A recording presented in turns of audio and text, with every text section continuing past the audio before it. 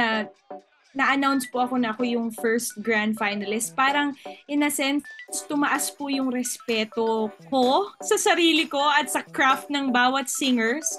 Kasi bihira po yung ginagawa namin sa tanghalan ng kampiyon. And nakikita ko po yung dedication ng bawat singer. So parang yun nga po, after ng pagiging grand finalist, mas tumaas yung pressure, mas tumaas yung respeto, and I hope mas tumaas pa din yung musicality namin as performers and as singers as well.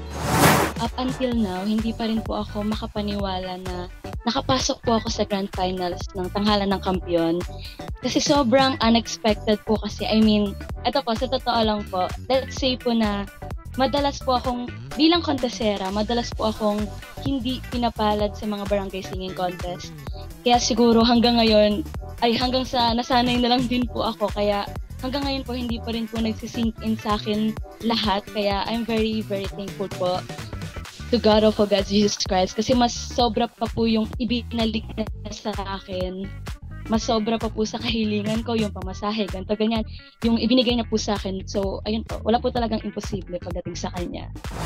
Sobrang blessed na nakapasok sa grand finals, and bilang first male grand finalist, sobrang pressure din kasi ang husay ng unang dalawa nakapasok.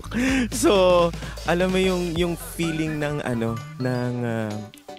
paano mo ba mas maibibigay pa yung best mo dito sa competition na ito, na hindi mo iniisip na competition siya. Kasi all of us are already winners na eh. Makapasok lang po sa grand finals is it's already an achievement.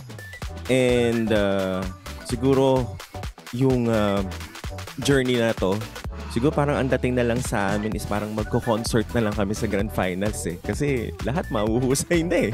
So, ayun.